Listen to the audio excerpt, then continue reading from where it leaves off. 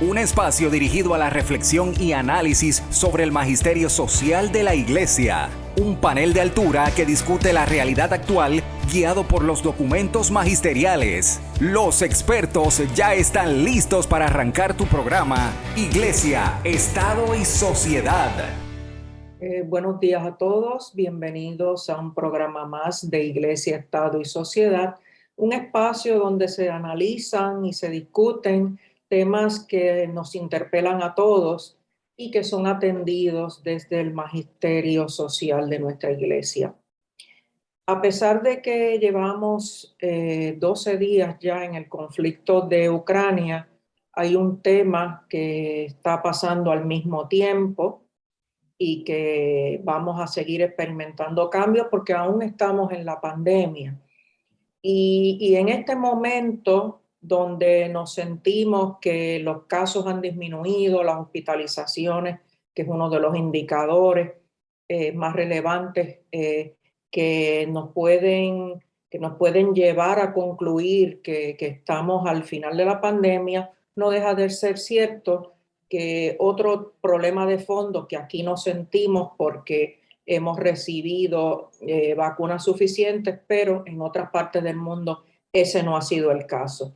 En esta mañana nos acompaña el padre Juan Luis Negrón, decano de Artes y Humanidades, y sobre todo, siempre lo dice, que es farmacéutico también, y eso no se nos olvida recordarlo, ¿verdad? Entonces, en este sentido, pues tomando en cuenta que nuestros programas anteriores fueron sobre el conflicto de Ucrania, no es menos cierto que hasta que todos no estemos vacunados, no vamos a poderle dar fin a este conflicto. Así que agradezco que nuestro invitado haya estado disponible de su cargada agenda.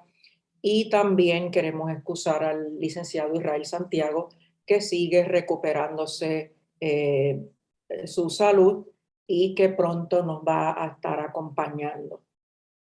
Así que le quisiera ahora, ¿verdad?, comenzar con las preguntas sobre el tema de las implicaciones éticas de la producción y distribución de las vacunas.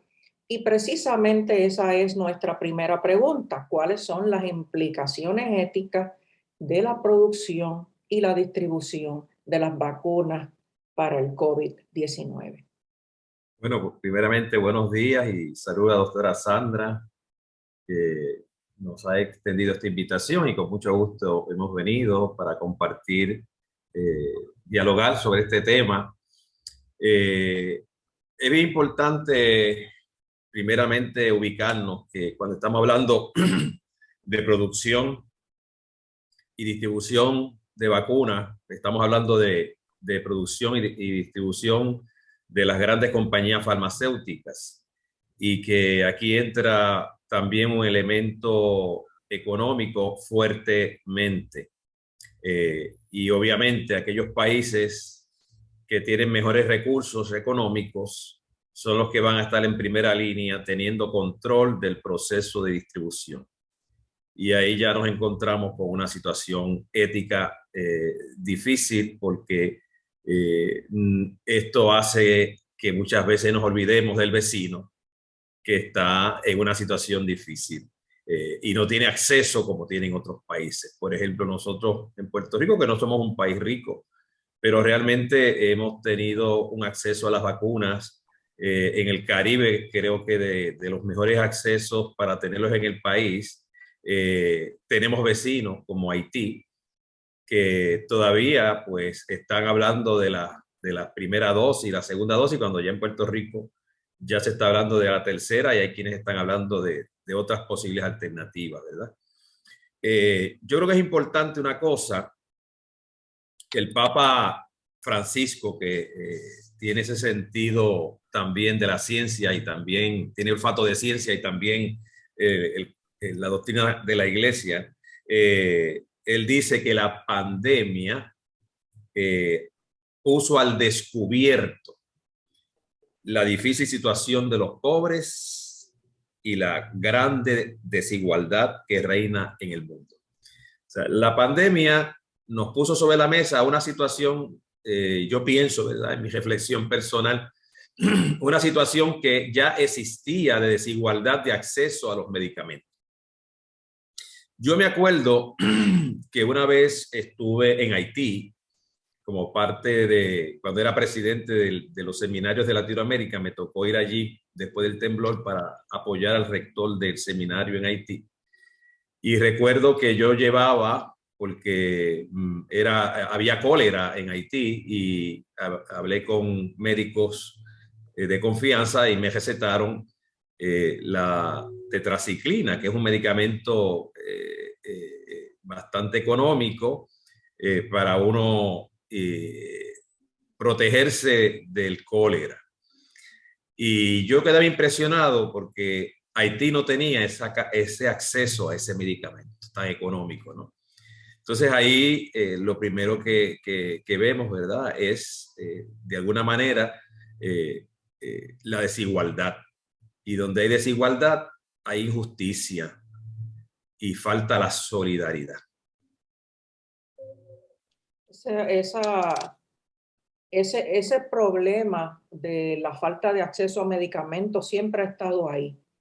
Y básicamente para algunos parece que es un asunto recién descubierto, pero en realidad no. Es esta pandemia que nos hace descubrir que no todos tenemos acceso. Y es cierto, cuando comparamos las tasas de vacunación a nivel mundial, pudiéramos estar teniendo países que con suerte tienen un 1% de su población que ha tenido acceso a la vacuna. Y hasta que no avancemos en ese tema, creo que seguiremos hablando de la pandemia durante largo tiempo. Y entonces, yo quisiera abundar, ¿verdad?, ya en esa misma línea que va usted, doctora. El problema moral de acceso a la vacuna trasciende a este momento, ¿verdad? Los recursos médicos en general. Actualmente, ¿verdad?, como hemos hablado ya, estamos ante un momento donde los países con mayor economía, mejor economía, pues ya van por la tercera dosis, ¿verdad?, como ya dijimos. Pero no es solo con las vacunas, ¿verdad? También es una realidad con otras alternativas de tratamiento. Usted de momento ve que en Puerto Rico se dice, o en otros países, vamos a apoyar a esta familia económicamente para que puedan viajar a Estados Unidos a hacerse una cirugía o hacerse un procedimiento médico, ¿verdad? Lo tenemos ahí. Lo que pasa es que la pandemia nos tocó más de cerca porque por ser pandemia se convirtió en una emergencia que nos tocó la puerta de la casa. Sí, eso es muy cierto, ¿verdad? También está el tema económico, ¿verdad? Por eso es que nosotros todos los días recibimos ese tipo de noticias donde tal parece que la única alternativa es que todos nos hagamos uno y ayudemos a esa familia en particular, porque aunque pudiera tener el acceso en términos de diagnóstico, en términos de clase médica disponible, pero no tienen los recursos económicos y entonces acuden a nosotros. Todos los días eso lo vemos en los medios de comunicación, ¿verdad? Cómo estas personas suplican a los medios de comunicación que sirvan de portavoces de esas necesidades, ¿verdad? Así que tomando eso en cuenta, ¿cuáles son las consecuencias a la salud pública, ¿verdad?, las consecuencias éticas y a la salud pública, esta inequidad de la distribución de las vacunas y de la falta de servicios de salud? Sí, hay que pensar en el principio de solidaridad, ¿verdad? Si mis vecinos no están bien, yo no puedo estar bien. Entonces nosotros caminamos, como muy bien se dice, estamos en una casa común. Y en la casa común los problemas son de todos, ¿verdad? No podemos dar de espalda hoy a situaciones que afectan a los que están a nuestro lado. Incluso en un país que tiene recursos, médicos y tratamientos, también existe desigualdad. O sea, ya no es desigualdad entre países ricos y pobres, que es lo que estamos ahora mismo hablando y denunciando. sino que dentro de un mismo país que tiene recursos, por ejemplo, como Estados Unidos o Puerto Rico, existe desigualdad en el acceso a los buenos tratamientos y medicamentos, ¿verdad? Yo me acuerdo que estuve en una conferencia donde me invitaron en la Universidad de Puerto Rico, en el recinto de Carolina, para el tema de la eutanasia. Y el defensor de la eutanasia presentó todo su argumento y yo al final le hice una pregunta y estaban todos los estudiantes allí y le dije, ¿y a quién le van a aplicar eso? Obviamente a los vulnerables, a los pobres. Se le va a dar la alternativa mientras que el que tiene recursos viaja a otro país y consigue el tratamiento. A los más afectados van a ser los pobres, a los que se le va a dar esa alternativa. Miremos ahora la situación de Puerto Rico. Y perdone, doctora, yo sé que estamos hablando de la vacuna, pero es que la vacuna ya es más que la vacuna, ¿verdad? Aunque la vacuna tiene su realidad y todo eso. Miren en Puerto Rico la situación de los pensionados. Los otros días estaba hablando del Colegio de Farmacéuticos, una representante del Colegio Farmacéutico que decía que la gente mayor está comprando sus medicamentos para la presión, que hay que tomarlo siempre, la insulina para la diabetes, pero que llega un momento en que el plan médico que tienen tiene un tope. Luego, no le cubre el mes completo. ¿Qué están haciendo? No están comprando los medicamentos porque no pueden. Y esto va a repercutir en que vamos a tener en Puerto Rico condiciones crónicas en personas, en los adultos mayores, que es la mayor población que tenemos en Puerto Rico. Y esto va a traer unas consecuencias que van a afectar el poder tener un nivel de salud en la isla digno y adecuado. Eso, ajá. ¿No? Y lo traigo porque el problema de los jubilados es serio. O sea, estas personas que han trabajado toda una vida se retiran ahora y por un lado la ciencia, gracias a Dios, ha desarrollado mucha tecnología, con lo cual la vida se ha prolongado. Y se ha prolongado porque también de alguna manera se han descubierto, se han fabricado medicamentos que prolongan la vida. Hoy una persona puede tener control de su presión, el funcionamiento de su corazón, ¿verdad? Pero no tienen los recursos para tener una vida digna. Entonces estamos hablando de otro principio importantísimo, que es un principio de bioética, que es la justicia distributiva. Entonces esto es tremendo porque esto sí que está afectando a toda la familia. Este acceso a los recursos que tiene el país, porque es verdad, los recursos son limitados, ¿verdad? Entonces tenemos que crear una normativa de cómo vamos a trabajar con esos pocos recursos para beneficiar el bien común. Pero otra cosa es cuando las personas no tienen acceso al recurso que pudieran tener más fácilmente.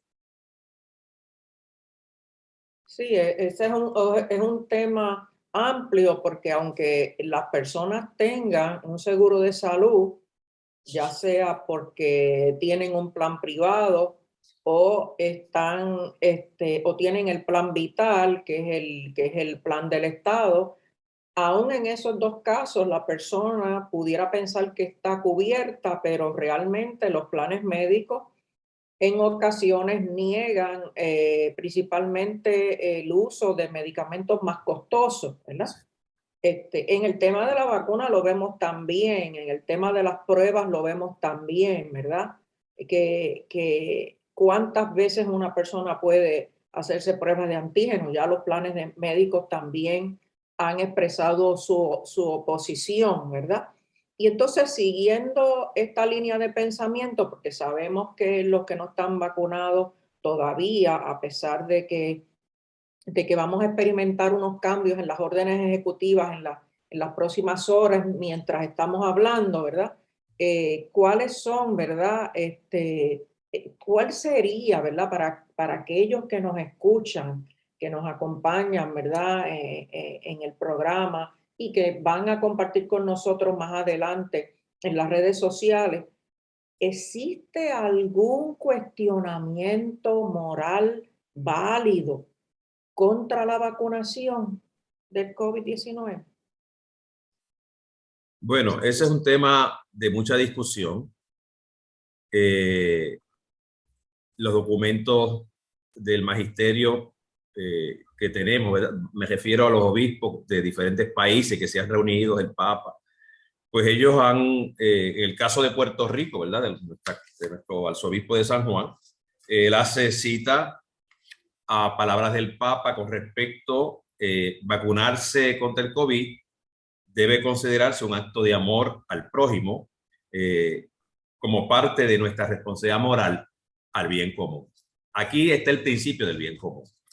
Y esto es muy delicado porque no hay ningún tipo de objeción, digamos, en el mundo teológico católico para decir no a la vacuna, pero hay que respetar también que la persona tenga su objeción, pero el hecho de que tenga objeción no lo libera de tener que utilizar otros recursos para evitar una extensión de este virus grave, ¿verdad? Por eso se les pide pruebas, se les pide llevar a cabo unos recursos como es la mascarilla, el lavado de manos, la prevención.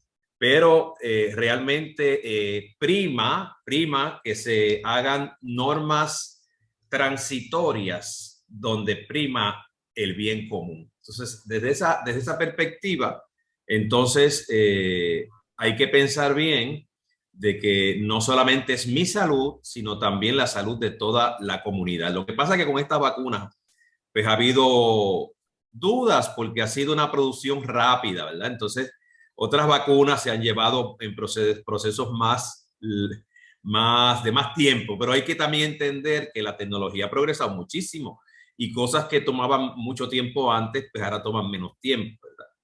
De todas maneras, yo soy de los que, ¿verdad?, coincido con lo que dice el Papa Francisco como un gesto de amor y que hay que mirarlo siempre de cara a un beneficio de toda la comunidad, porque lo que no podemos caer es en que el virus se afecte tanto la vida social que tengamos una gran cantidad de muertes y demanda. La vacuna, como sabemos, no evita que te pueda dar la situación, pero se ha visto en los últimos meses y el último año que las personas vacunadas en un mayor número pueden manejar la situación del virus sin llegar a puntos graves de su salud.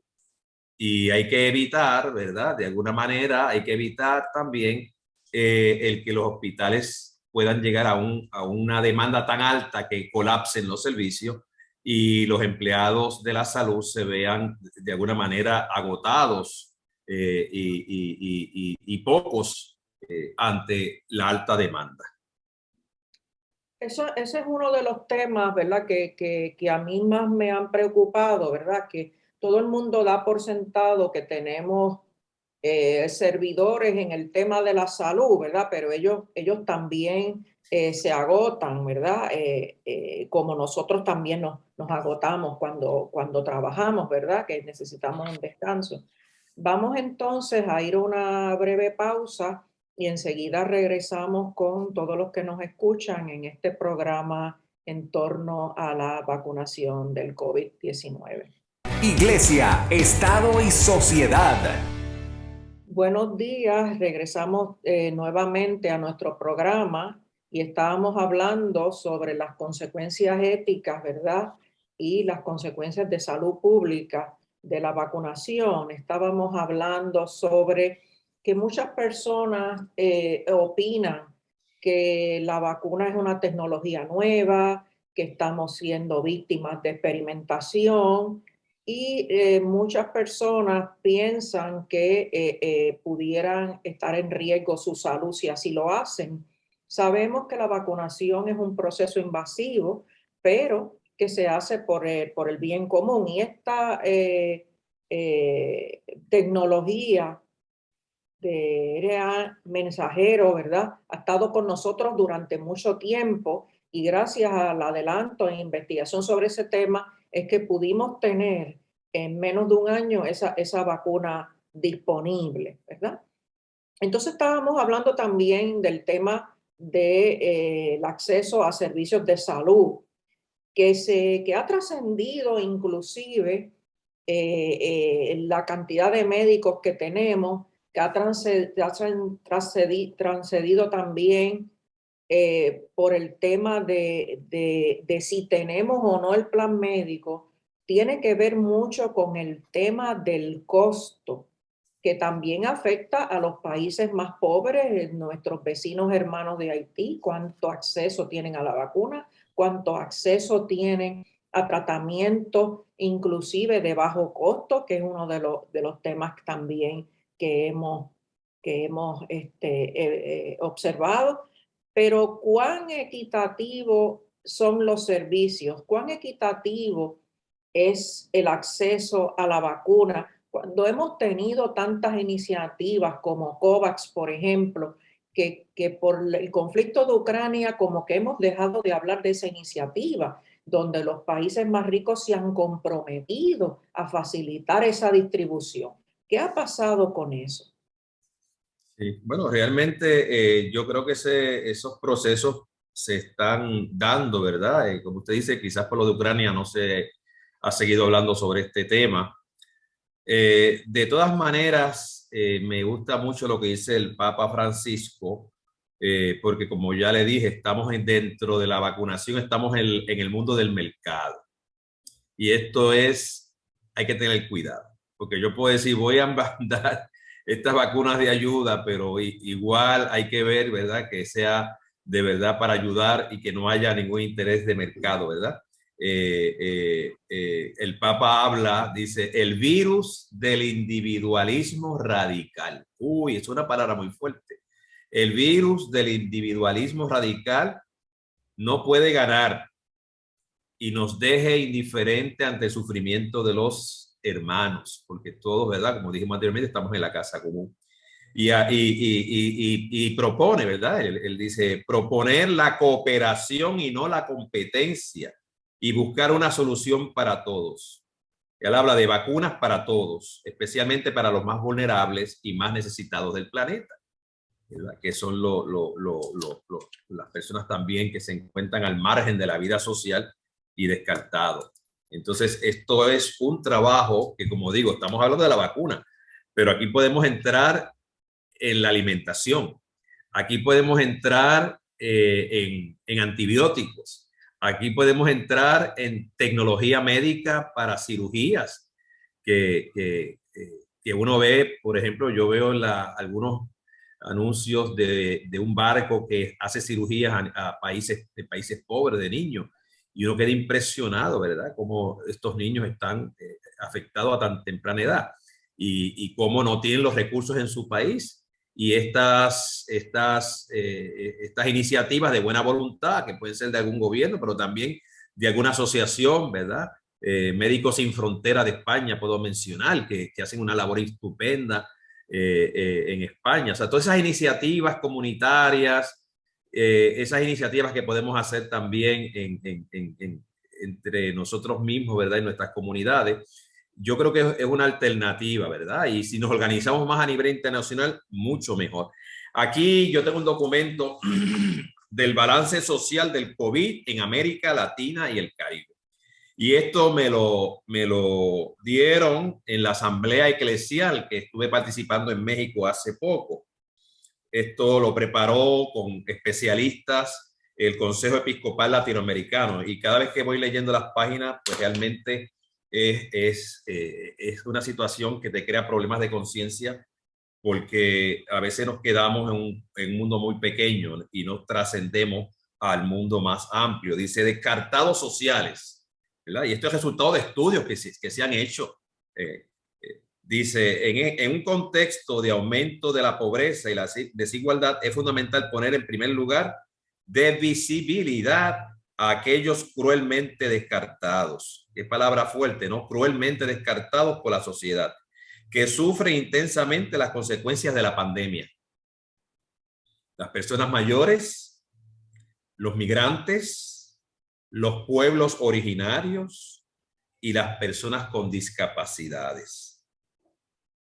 Estas poblaciones son particularmente vulnerables en América Latina y el Caribe, donde estamos nosotros, dado que es donde más se concentra la pobreza, la marginalidad y el abandono. Fíjense que no es solamente lo que yo quiero hacer énfasis, ¿verdad? No es solamente un problema médico, es un problema social, es un problema de injusticia social. Y así tenemos que empezar ya a abordarlo, porque la pandemia va a pasar y Dios quiera que ya ahora esté pasando, pero la situación de desigualdad en muchas áreas de la vida del mundo es una realidad. Mira, ahora mismo, para poner el tema de la guerra de Ucrania, es impresionante ver la foto de los niños de cáncer en Ucrania, que estaban en un sótano, los tenían en un sótano, tuvieron que sacarlos del lugar donde estaban ellos siendo atendidos con quimioterapia, están en un sótano sin tratamiento. Y es un escándalo para nosotros. Es un escándalo, es una situación donde vemos claramente hasta dónde puede llegar la maldad del ser humano, destruyendo y descartando la dignidad de los más vulnerables. Y esto es un reto para las próximas generaciones, ¿verdad? Igual la educación, igual otros temas, ¿verdad? En este momento, pues la pandemia, como dije al principio, ha destapado esta caja de Pandora que estaba ahí, se sabía que estaba, pero ya se hizo en un plano de la casa común. La crisis salió a nivel internacional. Es increíble, ¿verdad? Porque estamos hablando de Ucrania, pero sabemos que hay otros conflictos y hay otros países que tienen crisis de gobernabilidad, como es el caso de Haití, que sabemos que se le quitó la vida a su presidente, ¿verdad? Hace recientemente, y hay una crisis de gobernabilidad. Pero también en el tema de las vacunas, aunque tenemos vacunas suficientes, se han producido suficientes vacunas, el costo de esas vacunas es quizá una de las limitaciones principales, porque sabemos que la vacuna Moderna y la vacuna Pfizer son las más costosas, aunque un país esté disponible, un país esté dispuesto, no tiene acceso a la vacuna por el costo por unidad, ¿verdad? Que sabemos y que estamos viviendo también con estas crisis de la pandemia. Vino una inflación que se está recrudeciendo también con el conflicto de Ucrania, porque sabemos que son grandes productores, no solamente de petróleo, sino son grandes productores de trigo y cebada, ¿verdad? Y que en el mercado de futuros, pues posiblemente vemos un recrudecimiento de esta crisis ya en verano. Pero volviendo obviamente al tema de las vacunas, ¿verdad? ¿Qué pasa con estas personas que sí la tienen accesible, que están objetando y algunos hablan de convicciones religiosas? Realmente, ¿cuál es la posición de la Iglesia en relación a estos objetores de conciencia? Bueno, en un momento hubo cierta objeción, ¿verdad? Porque las compañías empezaron a utilizar fetos abortados y de esos tejidos pues se fue produciendo investigación para la cuestión de la vacuna. Este punto ya lo clarificó la Iglesia, ¿verdad? Y plantea, en palabras propiamente de la cita directa que tengo aquí del arzobispo, que a la vez es de la cita de de la, de la doctrina de la fe, ¿verdad? Dice, la moralidad de la vacunación depende no solo del deber de proteger la propia vida, sino también del deber de perseguir el bien común. Por tanto, las personas que puedan tener esa objeción, ¿verdad? De como si hubieran cooperado con ese acto del aborto, el aborto provocado, de que proceden estas mismas líneas celulares por parte de quienes utilizan las vacunas resultantes, es remota. O sea, las personas que utilizan la vacuna y aceptan la vacunación, no están haciendo una acción directa contra la vida de ese feto. Y esto es una matización muy importante. Es el deber moral de evitar esa cooperación material pasiva. No es vinculante si existe un peligro grave, ¿verdad?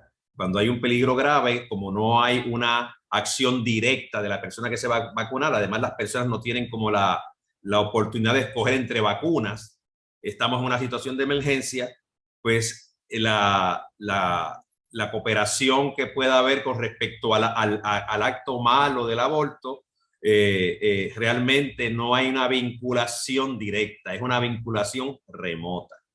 Por tanto, la Iglesia pues invita, ¿verdad?, a que no haya ninguna preocupación con respecto a esto, y que la moralidad de la vacunación es importante, ¿verdad? Aunque haya razones de conciencia para rechazar la vacuna producida ¿verdad?, a partir de líneas celulares procedentes de fetos abortados, deben tomar las medidas, ¿verdad? Estas personas que objetan, que se mantienen en esa objeción,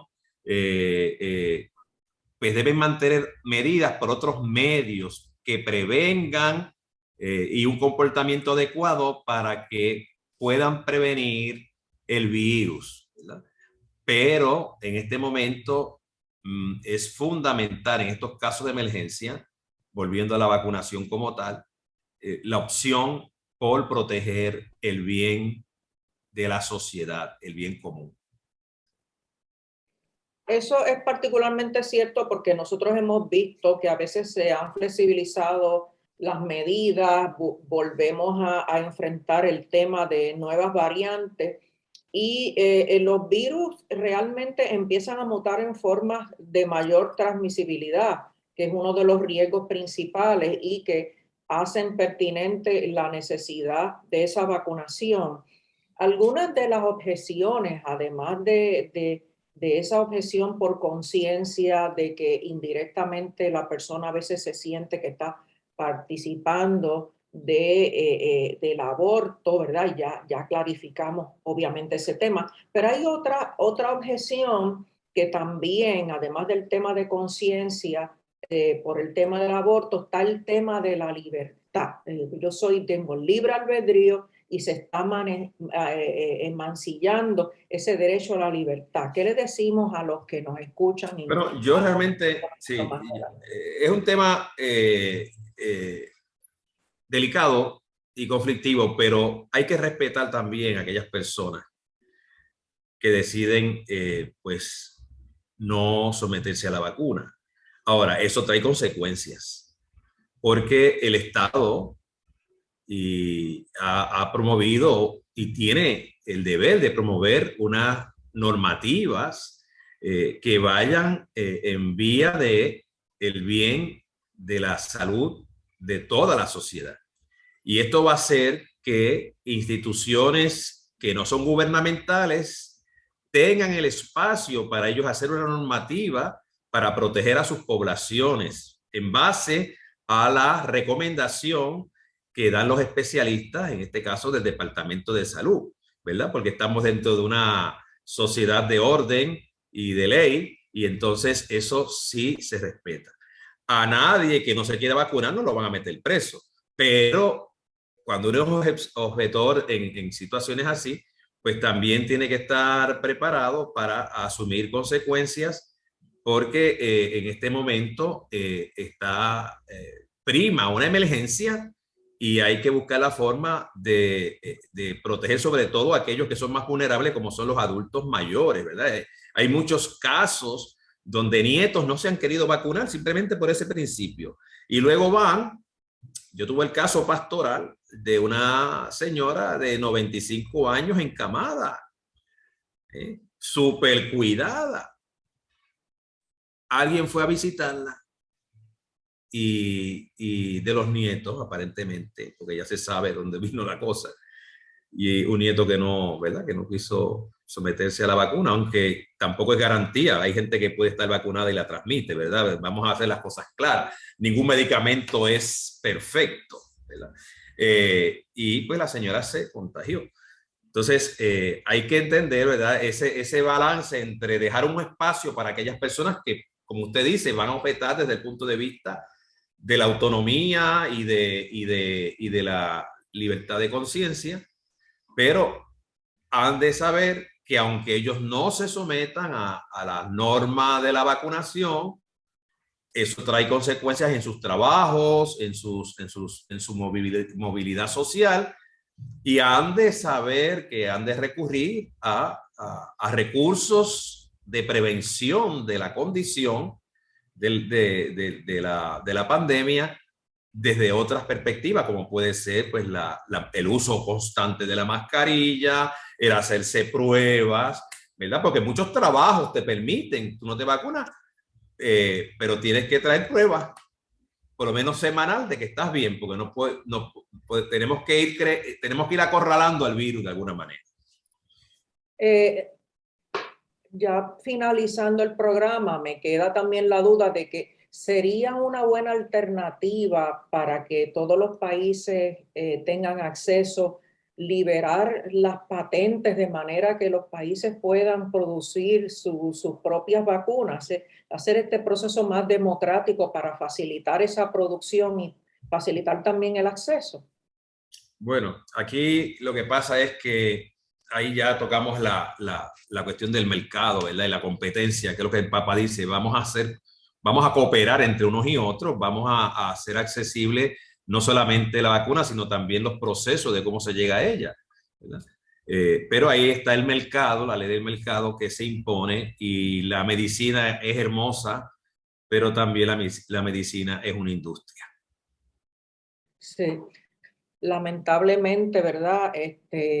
Todos, ¿verdad? Los que nos escuchan, que han compartido con nosotros hoy, ¿verdad?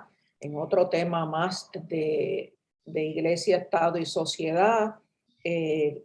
Más adelante se van a unir a nosotros en las redes sociales y que este programa pueda servir de referencia, de un repaso para todos aquellos ustedes, ¿verdad? Que esto es un tema importante, que todavía estamos en pandemia, que estamos hablando posiblemente de una declaración en vez de pandemia, que sea un problema endémico donde tengamos que seguir trabajando y seguir teniendo pues medidas de seguridad para continuar, ¿verdad?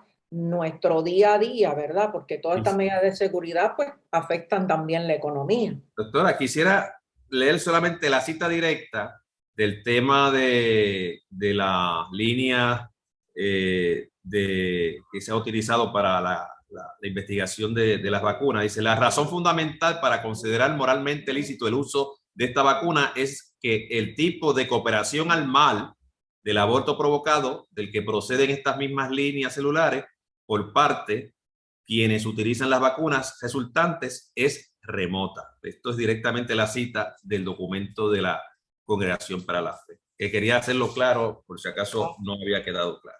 Sí, apreciamos mucho esa aclaración porque todavía estamos luchando con tanta desinformación. Es importante no dejar de repetir ese hecho, ¿verdad? Esa es la verdad, ¿verdad? Que es lo que nos motiva a hacer este programa. Pues sin tiempo para más, los invitamos a nuestras próximas ediciones de nuestro programa Iglesia, Estado y Sociedad, y muchísimas gracias al Padre Juan Luis que nos acompañó y que generosamente nos ayudó mucho con este tema. Iglesia, Estado y Sociedad es una producción del Instituto de Doctrina Social de la Iglesia de la Pontificia Universidad Católica de Puerto Rico. Tienes una cita la próxima semana a esta misma hora, porque el análisis y la reflexión continúan.